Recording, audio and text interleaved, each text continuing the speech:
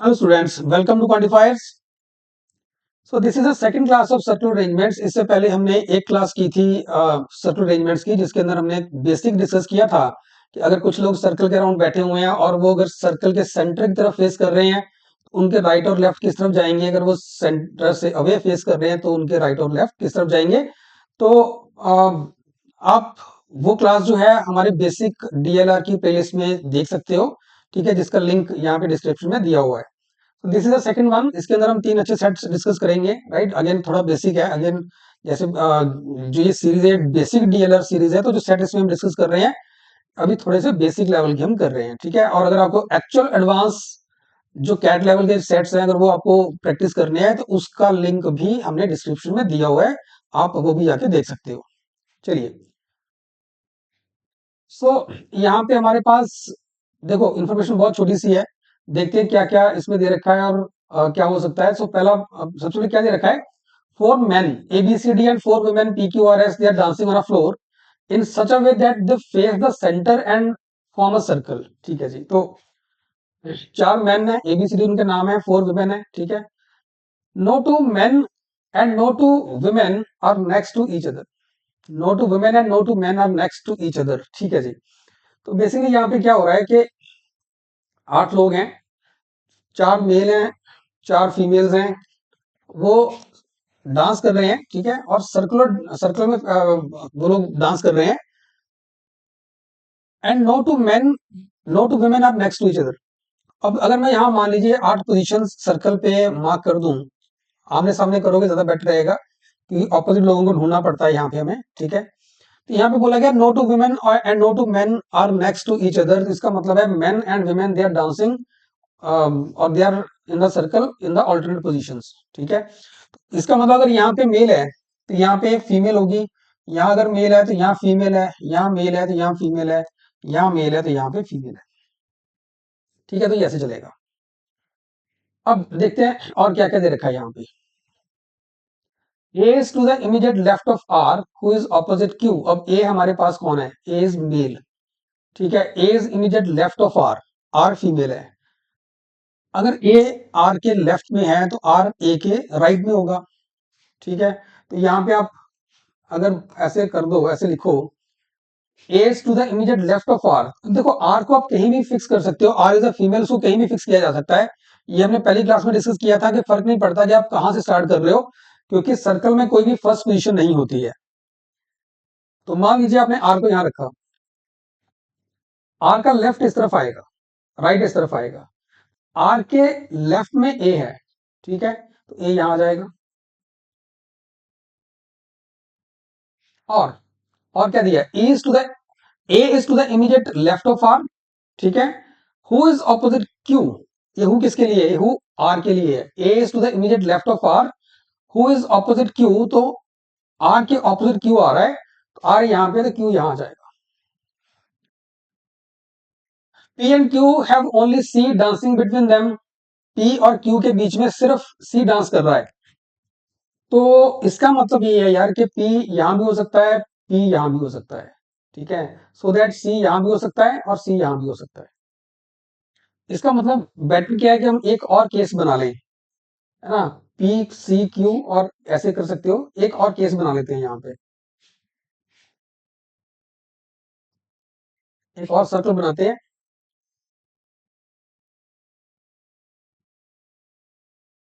देखो होगा क्या, या तो दोनों केसेस वैलिड होंगे या फिर कुछ ना कुछ ऐसी कंडीशन होगी जिससे एक केस मेरा रिजेक्ट हो जाएगा। तो आपको देखना पड़ेगा क्या होता है, बट अभी के लिए तो दोनों केस बना के देखने पड़ेगी।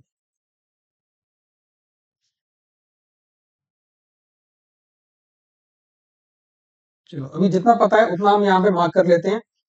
तो हमें यहाँ पे आर की पोजीशन पता है, ए की पता है और क्यू की पता है, ठीक है। और पी अगर इधर आता है तो सी यहाँ जाएगा, सो दैट पी और क्यू के बीच में एक ही पर्सन है, C. So P and Q have only C dancing between them. P is dancing opposite S, P S के ऑपोजिट है तो यहाँ पी एस के ऑपोजिट तो एस यहाँ आएगा, यहाँ पी एस के ऑपोजिट तो एस यहाँ जाएगा। So P is dancing opposite S, who is dancing to the immediate right of B. तो पी जो है वो बी के इमीडिएट राइट में है, इसका मतलब बी यहां होना चाहिए, इस केस में बी यहां होना चाहिए, सो दैट इसका इमीडिएट राइट इस तरफ आए, ठीक है, इधर राइट हो गया इसका, इधर लेफ्ट होगा, तो इमीडिएट राइट में आपके पास यहाँ पे एस आ जाएगा, और इस केस में जाएंगे तो B should be here, so that उसका राइट इस तरफ आएगा, लेफ्ट इस तरफ आएगा, तो इसके इमीडिएट राइट पे आपको एस मिलेगा। ठीक है जी, तो हमने यहाँ पे देखा जाए तो काफी लोगों को अरेंज कर दिया है। अब कौन बचा है यहाँ पे?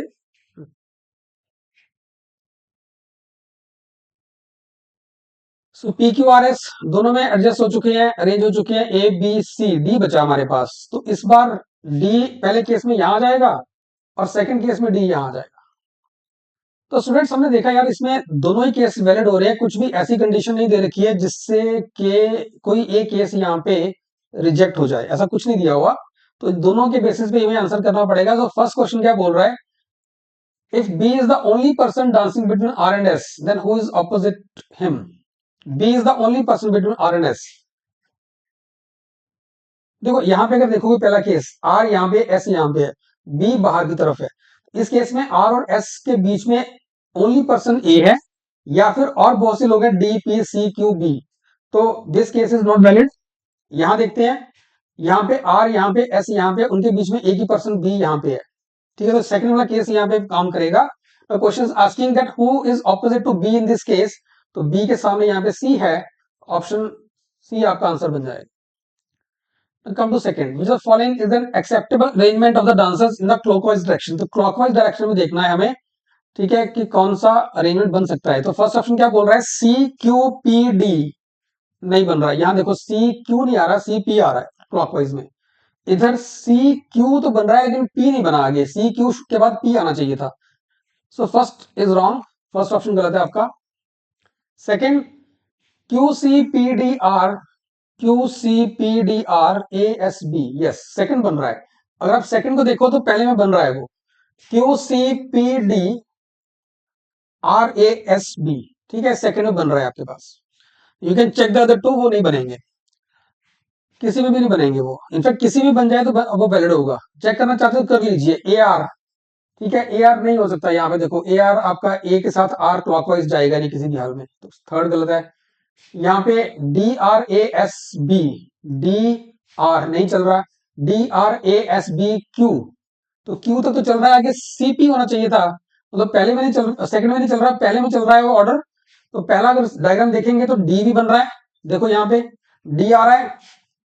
फोर्थ ऑप्शन देख रहा हूं मैं, R A S B Q, फिर पी और सी दे दिया वहां पे, जबकि सी और पी होना चाहिए था, so that's why fourth option भी गलत है। Third says which of following persons are opposite each other, Q and R, बिल्कुल पहली डायग्राम में क्यू और आर ऑपोजिट है, दूसरे में भी क्यू और आर ऑपोजिट है, ऑप्शन ए बन जाएगा। Who is the only person dancing between P and R, P और आर के बीच में कौन एक ही बंदा है? पी एंड आर, पहला केस देखते हो पी और आर के बीच में डी आ रहा है, सेकंड केस देखते हो पी और आर के बीच में ए आ रहा है, इसका मतलब पी और आर के बीच में single person could be A, it could be D. Last question, if S is to the immediate left of A, अब देखना पड़ेगा कौन सा केस है जिसमें एस ए के लेफ्ट पे है। यहाँ पे ए का लेफ्ट इधर होगा तो उसके लेफ्ट पे पी आ रहा है, यहाँ पे ए के लेफ्ट इधर होगा तो उसके लेफ्ट पे भी एस आ रहा है। तो फर्स्ट केस आपका बनेगा S is immediate left of A, who is opposite to C, then who is opposite to C. तो हम पहला केस देख रहे हैं S is left of A, तो इस केस में देखना है कि सी के ऑपोजिट कौन है, सी के ऑपोजिट इस केस में ए बन रहा है, ऑप्शन वन और option A is the right answer. So students ये अगेन इजी सेट था, मुश्किल नहीं था, ठीक है, दो केस बन रहे हैं यहाँ पे, बट होता कई बार क्या होता है कि दो केसेस में कुछ ना कुछ आगे ऐसा कोई इन्फॉर्मेशन हमारे पास आ जाती है जिसमें एक केस आपका रिजेक्ट हो जाता है, ठीक है, लेकिन इसमें ऐसा नहीं हुआ, इसमें जो दोनों केस आ रहे हैं दोनों ही केस हमारे वैलिड हैं, दोनों केस चलेंगे, तो आ, उसके बेसिस पे हमारे पास ये क्वेश्चन दिए हुए थे। चलिए नेक्स्ट देखते हैं इसके बाद। अगर यहाँ पे देखोगे इस सेट के अंदर भी इंफॉर्मेशन बड़ी छोटी सी थोड़ी इंफॉर्मेशन दे रखी है, ठीक है, पूजा, काजल, राज, संजू, टीना, उदय, 6 लोग हैं, they are sitting around a hexagonal table, ठीक है, और कुछ कंडीशंस हैं, सो लेट्स सी कि कौन कौन सी कंडीशंस हैं, बट इतना क्लियर है, अगर आप क्वेश्चन देखो, पहला क्वेश्चन बन रहा है if Kajal, if Tina, if Tina, if Pooja, मतलब हर क्वेश्चन के अंदर कंडीशंस हैं। इसका रीजन ये है कि यहाँ पे इंफॉर्मेशन बहुत कम है, हम एक प्रॉपर अरेंजमेंट शायद ना बना पाए, या फिर अगर बना सके तो एक से ज्यादा अरेंजमेंट बनेंगी, तभी इफ से स्टार्ट हो रहा है वो। ठीक है, तो ये हमने हेक्सागोनल टेबल बना दिया। क्या दे रखा है, एक तो दे रखा है that neither Pooja nor Raj sits opposite Kajal. Pooja और राज काजल के ऑपोजिट नहीं है, ठीक है। And Tina and Uday, neither Tina nor Uday sits opposite Sanju, whereas Raj sits to the immediate left of Sanju. ये Raj is immediate left of Sanju, यहां से हम राज और संजू की पोजीशन फिक्स कर सकते हैं। तो मान लीजिए मैंने संजू यहां फिक्स कर दिया, अगेन इसमें भी संजू कहीं फिक्स कर सकते हो आप, यहां भी कर सकते हो, यहां भी कर सकते हो, कहीं कर लो, फर्क नहीं पड़ने वाला। Raj is immediate left of Sanju, तो राज यहां आ जाएगा। ठीक है, और क्या दिया है, पूजा और Raj they are not opposite to Kajal. अब मुझे यहाँ पूजा की पोजीशन नहीं पता, बट राज की पता है, तो इसके सामने यहाँ काजल नहीं आ सकती, तो काजल यहाँ नहीं आ सकती। और क्या दिया है, Tina, neither Tina nor Uday is opposite to Sanju. तो संजू के ऑपोजिट यहाँ पे ना तो टीना आ सकती है, ना ही उदय आ सकता है, कोई नहीं आ सकता यहाँ। अगर यार इसमें मैं केसेस बनाऊं ना, तो केसेस बहुत सारे बन जाएंगे, बहुत सारी पॉसिबिलिटीज बन जाएंगी कि काजल आप यहाँ नहीं बिठा सकते, ठीक है, फिर आपको काजल को यहाँ बिठाना पड़ेगा, टीना इधर, उदय इधर, ठीक है, सो दैट पूजा यहाँ जाएगी, या फिर उदय इधर आएगा, टीना इधर आएगी, राइट। या फिर ये हो सकता है काजल यहाँ चली जाए, टीना उदय यहाँ आ जाए, मतलब बहुत सारी पॉसिबिलिटीज बनेंगी यहाँ। इतनी सारी पॉसिबिलिटीज लिखने से अच्छा है कि हम क्वेश्चंस पढ़ लेते हैं, क्वेश्चन में जो जो जिस तरह की डिमांड करेगा उस तरह से हम लोग अरेंजमेंट बना देंगे। तो मैं एक काम करता हूँ, ये पहले वाला जो डायग्राम है जिसमें कंडीशन मैंने मार्क कर दी है, इसको रख लेते हैं, इसके सामने एक और डायग्राम बनाते हैं जिसके ऊपर हम क्वेश्चन को सॉल्व करेंगे। ठीक है, अदरवाइज केसेस बहुत बनेंगे। फिर समझो, काजल यहाँ नहीं बैठेगी, लेट्स से आपने काजल को यहाँ बिठा दिया, टीना यहाँ है, उदय यहाँ है, पूजा यहाँ है, एक केस। उदय यहाँ है, टीना यहाँ है, पूजा यहाँ है, सेकंड केस। फिर काजल यहाँ नहीं बैठेगी, यहाँ बिठा दी काजल, फिर दूसरी बार यहाँ बिठा दो काजल को, यहाँ काजल आ गई, तो यहाँ टीना है, यहाँ उदय है, पूजा वहां चली जाएगी, यहाँ टीना है, यहाँ उदय है, पूजा वहां चली जाएगी। ठीक है, अगेन केसेस बनेंगे। तो इससे बेटर तो ये है ना कि हम लोग क्वेश्चन में देखें क्वेश्चन की क्या डिमांड है, राइट, उसके हिसाब से अरेंजमेंट बनाते जाएंगे। तो मैंने यहाँ पे एक और हेक्सागन बनाई, और जो ऑलरेडी मुझे पता है संजू और राज, वो मैंने मार्क कर दिए मुझे, और ये मैं साथ में रख रहा हूँ ताकि मुझे कंडीशन याद रहे। पूजा के सामने भी काजल नहीं बैठेगी, ये भी ध्यान रखना है। और पहला क्वेश्चन क्या बोल रहा है, if Kajal sits to the immediate right of Sanju, alright, Kajal जो है संजू के इमीडिएट राइट में है, तो काजल यहाँ आ जाएगी। मैं इनके सिर्फ इनिशियल लिख रहा हूँ, पूरा नाम नहीं लिख रहा। Then who sits opposite Sanju, देखो अब काजल यहाँ आ गई, मुझे इतना पता है टीना और उदय यहाँ नहीं आएंगे, तो टीना यहाँ आएगी तो उदय यहाँ आएगा, या टीना यहाँ आएगी तो उदय यहाँ आएगा। ठीक है, और इसके सामने बचा कौन, पूजा, पूजा यहाँ आ जाएगी। ठीक है जी, काजल यहाँ आ गई, right, Kajal is immediate right of Sanju, Kajal यहाँ आ गई। और उसके बाद टीना और उदय यहाँ नहीं आ सकते, तो टीना इधर है, उदय यहाँ पे है, या टीना इधर है, उदय यहाँ पे है, तो यहाँ पे पूजा आ जाएगी। सो क्वेश्चन ये कह रहा है कि संजू के ऑपोजिट कौन है, option B is the right answer. तो ये पहला क्वेश्चन हो गया हमारे पास। अब देखते हैं आगे, सेकंड में क्या बोला जा रहा है। सेकंड कह रहा है इफ टीना सिट्स ऑपोजिट राज, टीना राज के ऑपोजिट है, तो टीना यहाँ आ गई। अब उदय यहाँ भी हो सकता है, उदय यहाँ भी हो सकता है, ध्यान रखना। ठीक है, ये ध्यान रखना इस चीज का। Tina is opposite Raj, which the following must be true, Pooja is opposite to Sanju, Pooja is opposite to Sanju.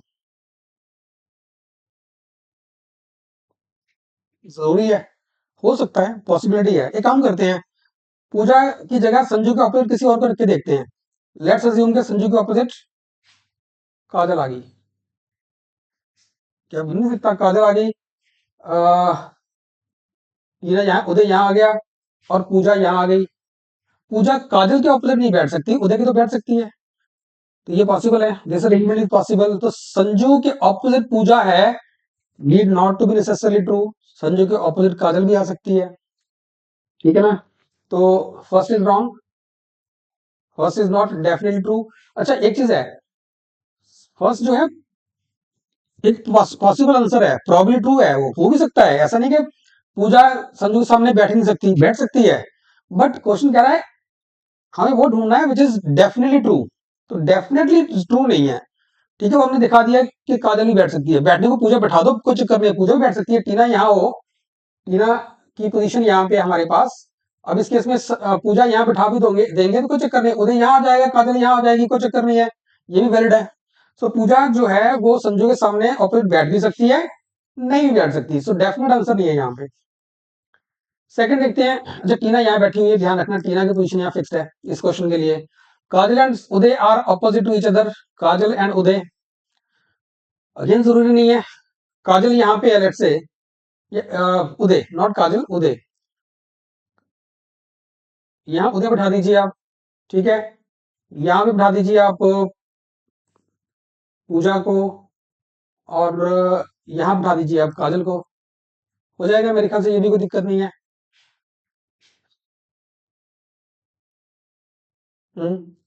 उदय सिर्फ ऊपर वहां नहीं बैठ सकता संजू के सामने, उदय यहाँ आ सकता है, पूजा वहां बैठ सकती है, पूजा सिर्फ काजल के ऑपोजिट नहीं बैठेगी, वो नहीं बैठ रही है यहाँ पे, ठीक है ना। So Kajal and Uday are opposite, not necessarily true, ठीक है। आगे Pooja and Uday sit opposite each other, वो यहाँ बन रहा है, पूजा एंड उदय यहाँ ऑपोजिट आ रहे हैं, बट अगर मान लीजिए मैंने इनकी पोजीशन इंटरचेंज कर दी, अगर मैं काजल को यहाँ ले आऊं और पूजा को यहाँ ले जाऊं, अब इस केस में पूजा और उदय ऑपोजिट होंगे, जरूरी नहीं है, तो इसका मतलब सारे के सारे ऑप्शंस मेरे पॉसिबल आंसर्स तो हैं, but they are not definite answers, definitely true कोई भी नहीं है इनमें से, ऑप्शन डी आपका आंसर बन जाएगा। चलिए नेक्स्ट देखते हैं थर्ड। थर्ड में बोला जा रहा है if Tina sits opposite to Kajal, Tina is opposite to Kajal, okay, इसका मतलब टीना यहां होगी, क्योंकि देखो टीना जो है वो यहां नहीं आ सकती, टीना यहां आ सकती है, यहां आ सकती है, यहां आएगी तो उसके सामने राज आ जाएगा, ठीक है ना, अगर टीना को यहां बिठाते हैं तो सामने राज आएगा, पॉसिबल नहीं। तो अगर टीना को आपको काजल का ऑपोजिट रखना है तो टीना यहाँ है तो काजल यहाँ पे है, या फिर टीना यहाँ होगी तो काजल यहाँ होगी, ये पॉसिबिलिटीज हैं, ठीक है। और मुझे पता है उदय यहाँ नहीं आ सकता, तो उदय को यहीं बैठना पड़ेगा, इस इन दिस केस पूजा यहीं आएगी डेफिनेटली। कौन सा कह रहा है, डेफिनेटली फॉल्स है, definitely false. Uday and Pooja sit next to each other, Uday and Pooja ये पक्का ट्रू है, Uday and Pooja they are next to each other, ये तो पक्का ट्रू हो गया, और आंसर आपको वो मार्क करना है डेफिनेटली जो फॉल्स होगा। उदय सिट्स ऑपोजिट राज, ये भी पक्का ट्रू है, Uday is opposite to Raj. Pooja is opposite to Sanju, ये भी पक्का ठीक है, ठीक है। Pooja and Uday have only one person between them, नहीं जी, पूजा और उदय दे आर एडजेसेंट, उनके बीच में कोई नहीं बैठ रहा, ऑप्शन डी आ जाएगा। चलिए नेक्स्ट देखते हैं।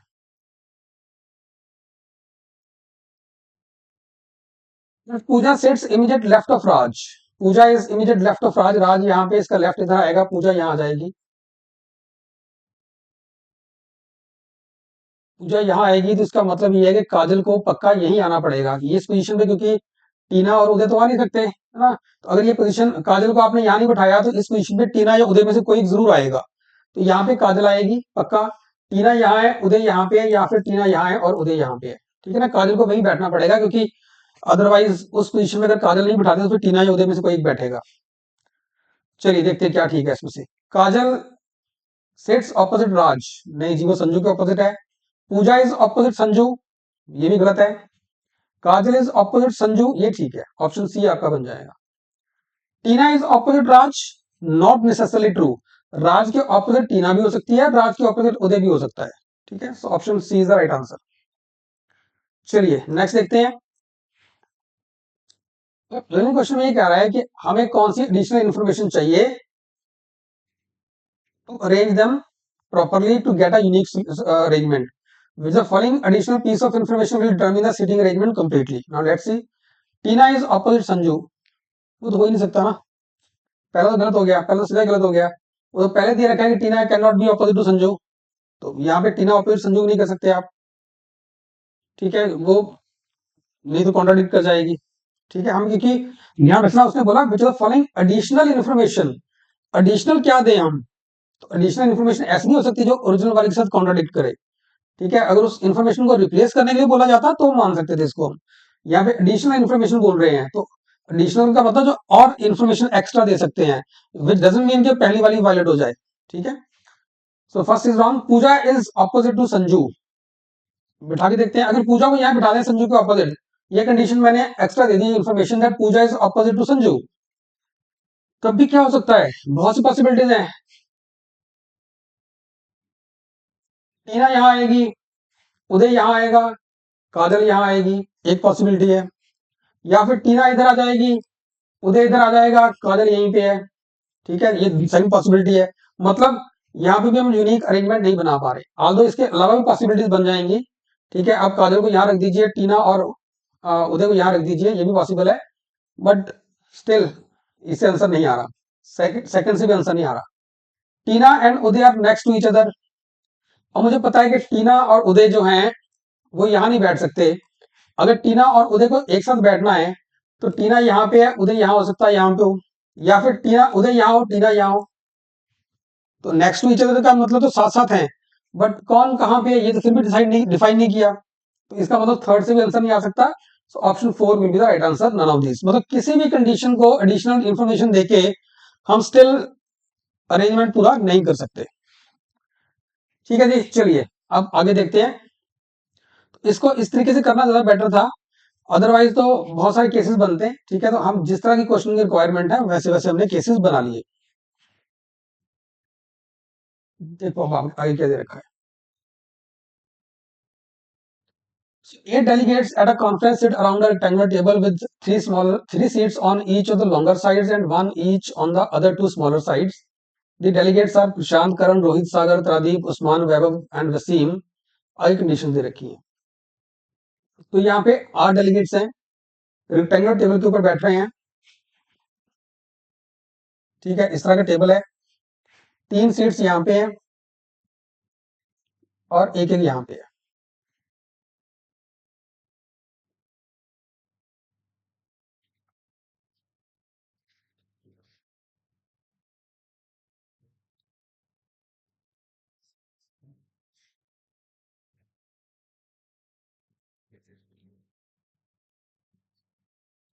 चलिए अब देखते हैं क्या क्या दे रखा है। और